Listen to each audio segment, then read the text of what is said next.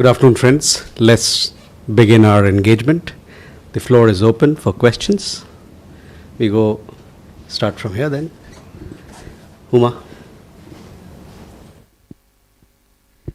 So I'm Huma Siddiqui from Stat News Global. I have a question. Do you have any confirmed number of how many Indians have been evacuated from Iran and Israel, and how many are still waiting to be got back? Sahil. Sir, I'm Sahil Pandey from ENI News Agency. I wanted to know about any update on reinstating the High Commissioner to Canada. So this is Soumya from Republic TV. Sir, I have two questions.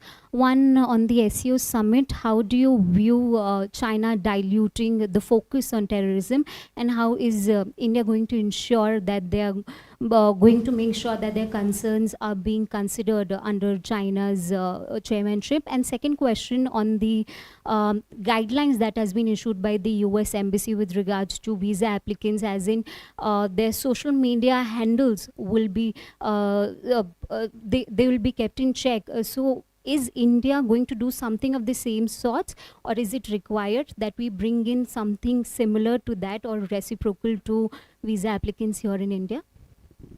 Please, one question per person. We go there. So this is Archit Mohan from Business Standard. There are reports that China has curtailed its exports of chemicals that are used in manufacturing of fertilizers to India.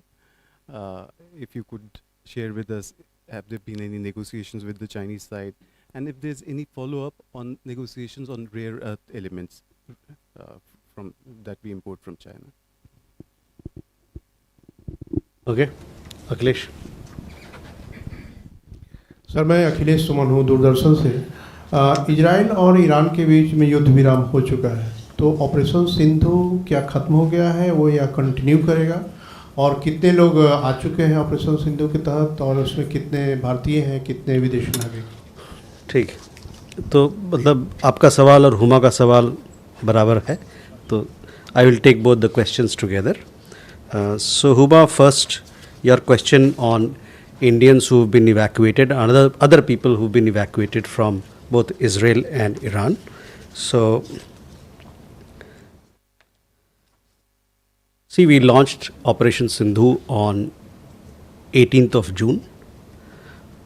We have around 10,000 people of Indian community members in Iran, around 40,000 people in Israel who are Indian nationals.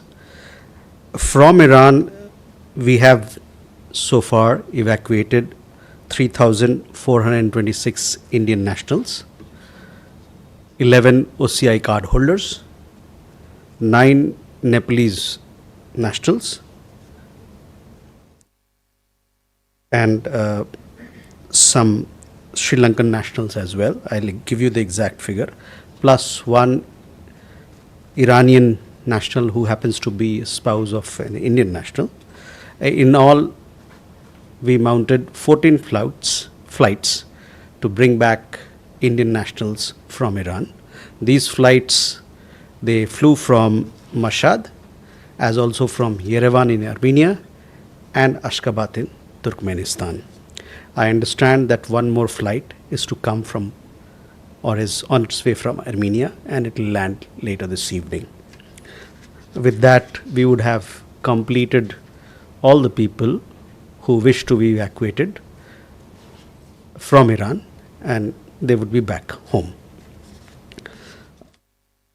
As far as Israel is concerned, we have so far evacuated 818 Indian nationals in 4 flights. As you are aware, the airspace in Israel was closed, so we had to take our people to bordering countries, that is Jordan and Egypt, and from both these countries they were put on special flights and they came back home. We are thankful to the governments of Egypt, Jordan for this support. Our embassies in Israel, in Jordan, in Egypt collaborated very closely with the ministry headquarters here in mounting this operation. And once again, we would like to thank the governments of Israel, Jordan, and Egypt for this support in Operation Sindhu. But we'd also like to thank the governments of Iran. As you would know, that we made a request, and they opened their airspace for us to evacuate our nationals. We are grateful to the government of Iran for this special gesture. We are also thankful to the government of Turkmenistan and Armenia for helping us evacuate our people. As far as the operation of this Operation Sindhu is concerned, we are assessing the situation on ground, and based on that, we'll take a decision as to whether we continue with it or not. We'll keep you updated in this regard. But as you know, that there's ceasefire, and we had welcomed the ceasefire. Sahil, your question regarding reinstatement of High Commissioner. As you would have seen, we had issued a press release when we had the last meeting of our Prime Minister with Prime Minister Karne on the sidelines of G7 in Kananaskis in Alberta.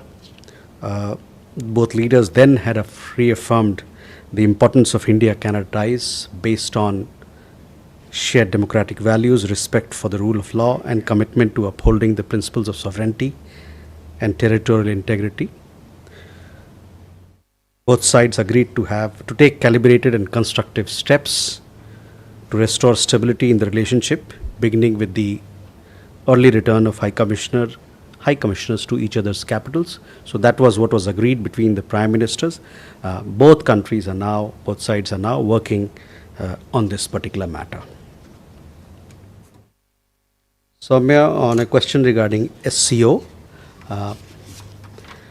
we had Raksha Mantri, our Defence Minister, participating in the Defence Ministers meeting of SCO.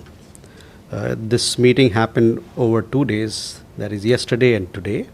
The Defence Ministers meeting has concluded.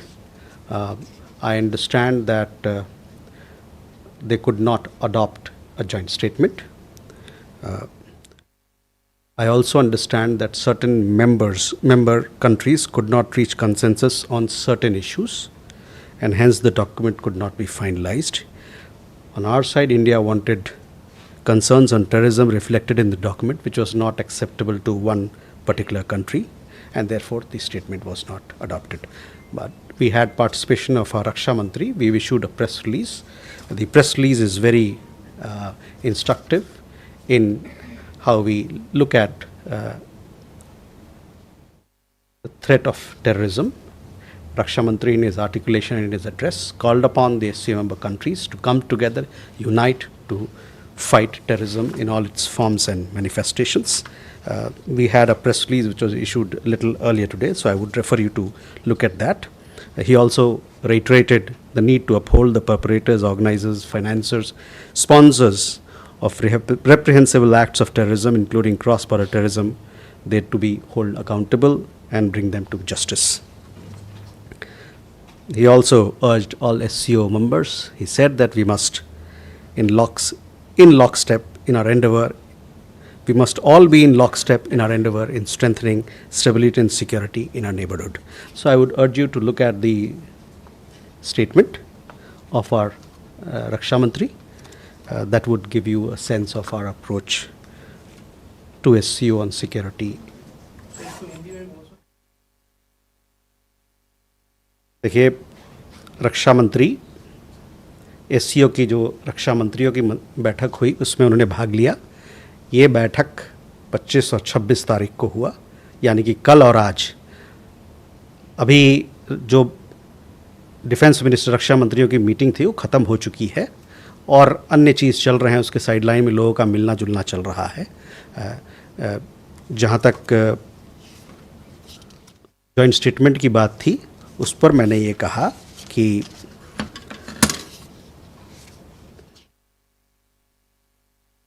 कुछ जो सदस्य लोग हैं SCO के, वो इस बात पर उनकी सहमति नहीं बनी कुछ मुद्दों पर, और इसलिए वो जॉइंट स्टेटमेंट अपनाया नहीं गया. हमारे तरफ से जो हमारे अपने कुछ चिंताएं थी आतंकवाद को लेके, जिसको हम लोग चाहते थे कि उस डॉक्यूमेंट में जाए, उसके प्रति एक देश को आपत्ति थी, जिसके कारण से स्टेटमेंट को फाइनलाइज नहीं किया है। जैसा आपको पता है कि स्टेटमेंट के लिए कंसेंसस चाहिए होता है, और इस कारण से स्टेटमेंट अडॉप्ट नहीं हुआ। ये कहने के बाद मैं ये बताना चाहता हूँ कि हमारे जो अपने स्टेटमेंट थे उसमें हमने बहुत अपना पक्ष, आतंकवाद को लेके जो हमारा पक्ष है, जो हमारा सोच है कि पूरी दुनिया को साथ मिलकर इस थ्रेट से, इस आतंकवाद के आतंकवाद से लड़ना चाहिए, इसको हमने वहाँ पर रखा। On the guidelines regarding visa issues, yes, you see, visa matters, immigration matters are matters which pertain to sovereign functions of any country. But having said that, we have seen the guidelines issued by the US side, the US embassy here, US government, regarding providing details of social media identifiers in visa applications. But it is our belief that all visa applications of Indian nationals should be treated on the basis of merit. And we remain engaged with the US side on all mobility issues and consular issues to ensure that the legitimate interests of Indian nationals are safeguarded. Achint, on some of your trade issues that you raised, on rare earths, yes, we have been in touch with the Chinese side, both in Delhi as also in Beijing, and we are talking to them as to how we can streamline the supply chain issue on rare earths. As far as the other issues that you raised, we are in touch with Chinese side on several economic issues and trade issues as and when anything is required to be done. Akhilesh ji, आपका सवाल operation Sindhu पे आपको जानकारी मिल गई है ना? हिंदी में बोला नहीं मैंने? ठीक है, हिंदी में आपको बता देता हूँ। तो देखिए, 18 जून को हम लोगों ने ऑपरेशन सिंधु को लॉन्च किया था, और ऑपरेशन सिंधु में ईरान से और इजराइल से लोगों को वापस, भारतीय नागरिक को वापस लाए गए हैं। जहाँ तक ईरान का सवाल है, वहाँ से हम लोगों ने 3,426 भारतीय नागरिकों को, 11 OCI कार्ड होल्डर्स को, 9 नेपाल के नागरिक को और 4 मेरे ख्याल से श्रीलंका के नागरिकों को हम लोगों ने वापस लाया है।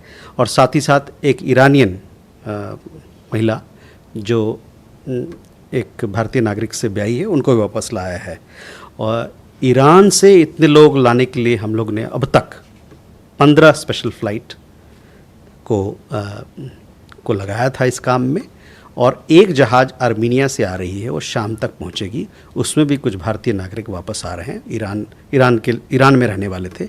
तो कुल मिला के 14 और एक वो 15, आज 10-1 बजे तक वो जहाज़ आने वाला है, तो 14-15 जहाज़ हो जाएगा। जहाँ तक इजराइल का सवाल है, वहाँ से 4 जहाज़ पे हम लोगों ने 818 भारतीय नागरिकों को वापस लाया है ऑपरेशन सिंधु के तहत। और जहाँ तक ऑपरेशन सिंधु को मतलब या तो ख़त्म करना है, क्या करना है, उसके बारे में हम लोग एक बार एक असेसमेंट कर लेंगे, ज़मीनी स्तर पे क्या उस ज़रूरतें हैं नहीं हैं, उसके बाद हम लोग इस पर एक मत बनाया जाएगा। मोर please. Sir, I am Avinash from the Asean. Sir, I would like to know India's present position on the Dalai Lama, and especially in the view of the fact that next month he will be turning 90, and some conferences and religious conferences and celebrations are scheduled to be celebrated there. And he's also expected to issue a statement which might talk about his reincarnation. Okay, Rishabh. Hello, sir. Rishabh from Times Now. So there are reports that US has downgraded their advisory on India. There are certain reports which suggest that the US citizens have been asked not to go out alone and should be in groups in parts of India. If we can have a comment on that. Okay. Keshav.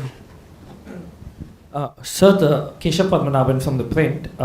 The BRICS joint statement, which was published yesterday, called the military strikes on Iran a violation of international law, which was not there apart in India's own position. So, can you give us a comment whether that should be the understanding that India, as a part of the BRICS, considers the military strikes a violation of international law? Thank you.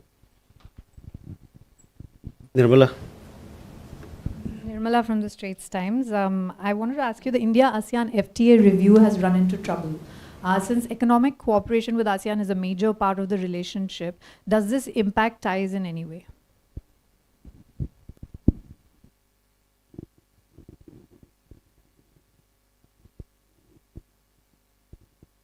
Ghazali. Yeah, sir, Ghazali from NDTV. We believe that in this 12-day war, Mr. Netanyahu also spoke to Prime Minister Modi. So did Prime Minister express any reservation on the strikes on the nuclear installations in Iran? And what is India's stand on Iran's nuclear enrichment program? Okay, Avinash, first your question on Dalai Lama. So, see, on this particular issue, we have already spoken several times, so I would urge you to refer to what we've said on this particular matter. Rishabh, your question regarding travel advisories. Travel advisories are periodically issued by countries based on their assessment of various factors. We have noted that the United States has also updated the travel advisory for India. This happened, I think, on 16th of June, and thereafter we have been informed by the US authorities that there has been no change in India's advisory level, which remains at level 2, same as before. And this the US's advisory level, travel advisory level for India has been at level 2 for several years.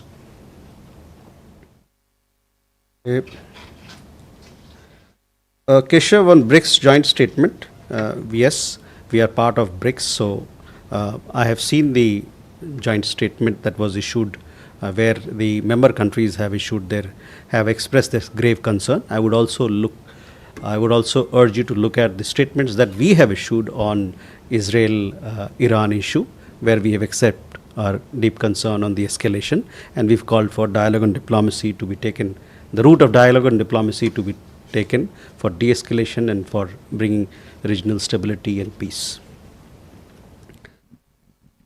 Nirmala, on FTA negotiations, we have been having negotiations with ASEAN in regard to the FTA. On ITIGA, we are working with our ASEAN partners. It is our expectation that this needs to be completed as soon as possible. That is our hope, and we look forward to continue with our engagement with ASEAN on this particular matter of ASEAN-India Trade in Goods Agreement, ITIGA. Ghazali, Prime Minister's meeting with telephone call between the Prime Minister of Israel and our Prime Minister. Yes, the telephone conversation had happened, and thereafter we also gave you a readout as to what transpired during that telephone call. So I would refer you to have a look at that particular document. Amira. Samira from BBC. There is a clear softening between relations between Canada and India. At the same time, there is still the court case that is unfolding with regards to the murder of Harjit Singh Nijjar that happened in Canada last year, and the source of the massive amounts of consternation between the two countries. I'm wondering, now that the court case is going to take place in the next few months, there's going to be a lot of evidence that's going to be put forward. Does it mean that the current softening may erupt again?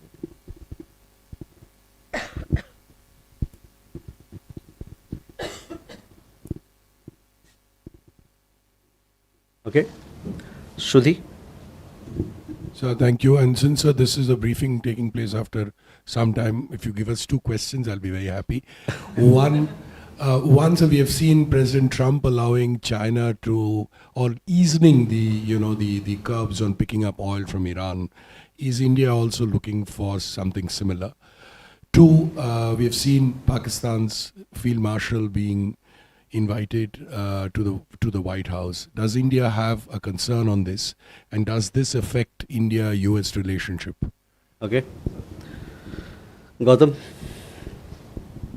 Thank you, sir. This question relates to trade relations with Bangladesh. That following the India has taken reciprocal measure on the export to Bangladesh, whether Bangladesh government has reached out to India for trade and tariff issue. Okay. Vishal.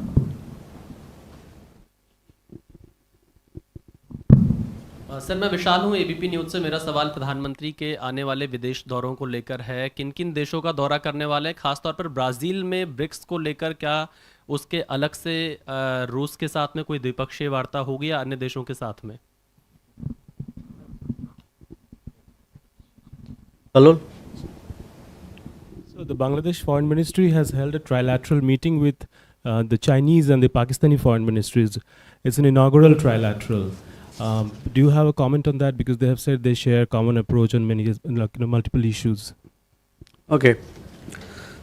So, Samira, first your questions regarding India-Canada. See, that particular matter is under judicial process right now. So, we'll have to see how it goes. It's a legal issue. As far as India-Canada relations is concerned, you would have seen that, we had the meeting of our Prime Minister. It was a very productive and a positive meeting. And both sides underlined the need to pursue a constructive and balanced partnership.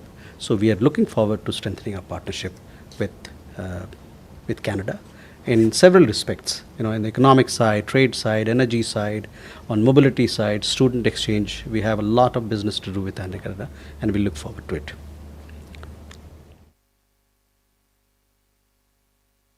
Sudhi, on as far as energy purchases are concerned, as we have said before as well, these are dependent on market conditions as to what is available, what is the pricing that is available, as also what is the prevailing situation. So we'll have to wait and see, how things shape and evolve. On your questions regarding White House invitation, we have noted the visit. I have no further comment to make. As far as India-US relationship is concerned, let me remind you that our partnership with the United States is wide-ranging, grounded in shared democratic values and growing strategic convergence.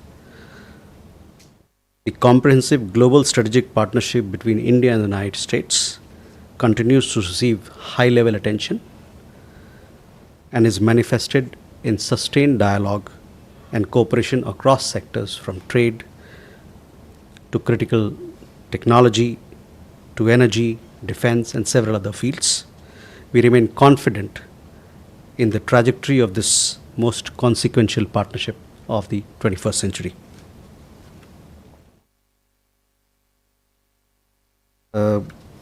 Gautam, your question was on trade issues with Bangladesh. The trade-related amendments announced by India in respect of Bangladesh were based on Bangladesh's own quest for fairness, equal treatment and reciprocity. We await resolution of the underlying issues pending with the Bangladeshi side for a long time. These issues have been raised by India at several structured meetings earlier, including at the Commerce Secretary level talks. विशाल, अगले विदेश का यात्रा प्रधानमंत्री के, उसके बारे में आपको विस्तृत जानकारी दी जाएगी। मेरा मानना है कि एक आध दिन में हम लोग इसकी प्रेस विज्ञप्ति जारी करेंगे और साथ ही साथ शायद सोमवार को हम लोग एक प्रेस ब्रीफिंग भी करेंगे जिसमें आपको बताया जाएगा कि क्या क्या इस दौरे पे कौन कौन सा देश और क्या क्या प्रोग्राम है हमारा। Kalol, on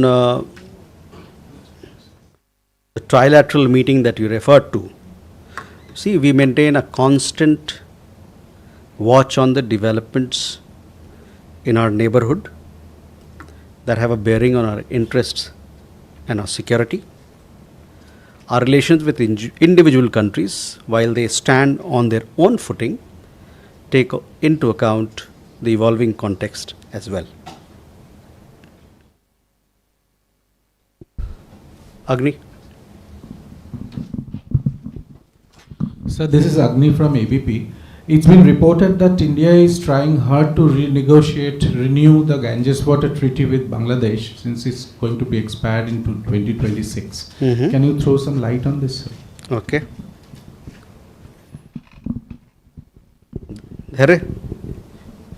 Good evening, sir. Sir, any word on the rescheduling of the visit of Russian Foreign Minister Sergei Lavrov, since it was, postponed or deferred this month? Thank you, sir.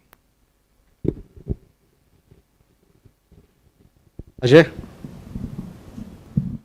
Sir, good evening. I'm Ajay Banerjee from the Tribune. Sir, I need a little clarification. The press note detailed from Mr. Dowal's visit to China said that the two sides discussed about the possibility of the next SR level talks. So that is of course stated. But are the SR level talks actually progressing to have a discussion or a resolution for the pending dispute, which Prime Minister Modi and President Xi had tasked the two SRs in Kazan, Russia in October last year? Are they actually progressing or they stalled? What is the position?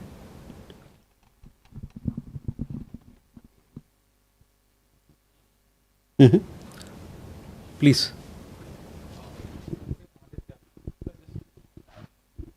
So this said Aditya. So just wanted to inquire that at this juncture, Europe wants that America should put sanctions on Russia, but the statement of U.S. Secretary Marco Rubio has come that still there will be no sanctions against Russia because it is not stopping the Ukraine war. So any comments from your side? Okay. Agni, first your question regarding Ganga treaty.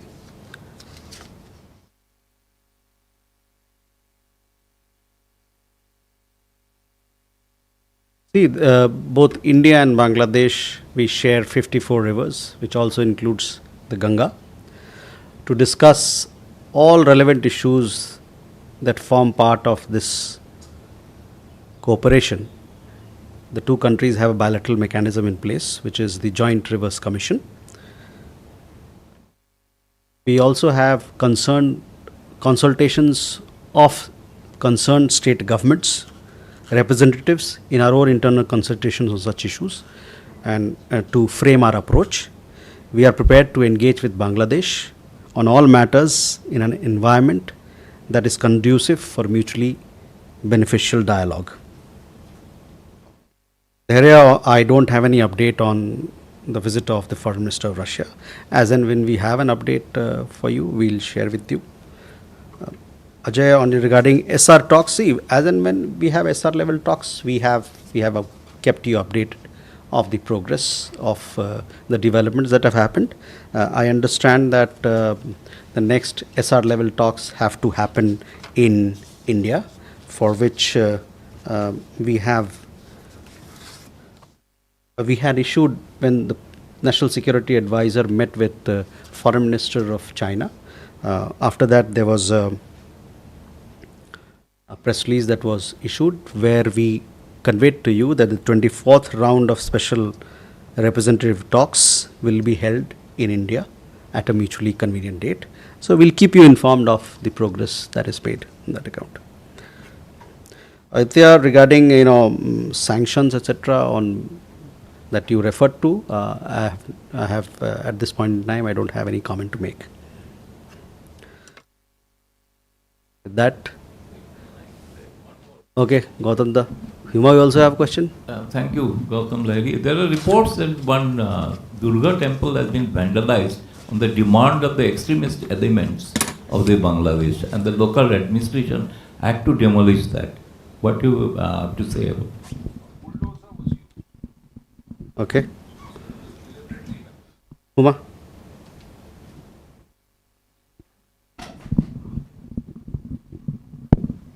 Sir, Sir, now that the US has announced lifting of sanctions on Iran, would India be looking at importing crude from there? So last, Manas and Kalol. Manas from PTI is so India refused to endorse the SCO statement on Iran, but we just kind of signed off the statement by BRICS. So the BRICS statement was very ambiguous. It did not refer to US strikes or Israeli strikes on Iran, but it said the strikes on Iran. Right. So I mean, how we positioned ourselves in these two scenarios, because we endorse BRICS and not endorsing the SCO. Kalol? Kalul from the Hindu. Sir, during the strikes on Iran, Israel targeted the nuclear scientists and also certain universities in Iran. What is India's position on targeting of science students and scientists whose profession is to research and develop science and scientific institutions, etc.? Okay. So Gautam, first your question regarding what has happened in Dhaka. We understand that extremists were clamoring for demolishing the Durga temple in Khilket, Dhaka. The interim government, instead of providing security to the temple, projected the episode as illegal land use and they allowed the destruction of the temple today. This has resulted in damage to the deity before it was shifted. We are dismayed that such incidents continue to reoccur in Bangladesh. Let me underline that it is the responsibility of the interim government of Bangladesh to protect Hindus, their properties and religious institutions. Uma, your questions regarding Iran. As I told you that our energy requirements or energy purchases that we do, it is based on market factors as also the prevailing global situation. Manas, your questions regarding our position, I would request you to look at the statement that we issued on the developments in West Asia. That clearly expresses our position that we were deeply concerned, and thereafter we called for de-escalation, also dialogue on diplomacy to be taken, to be adopted for bringing peace and stability in the region. Kalol, again on your question regarding nuclear targets, etc. As you would have seen in our statement earlier as well, we expressed deep concerns about the recent escalation of the situation in West Asia, including the attacks on Iran's nuclear facilities. Subsequently, we have welcomed the ceasefire, as would have seen. India is closely following updates from IEA about the radiation levels in the affected sites.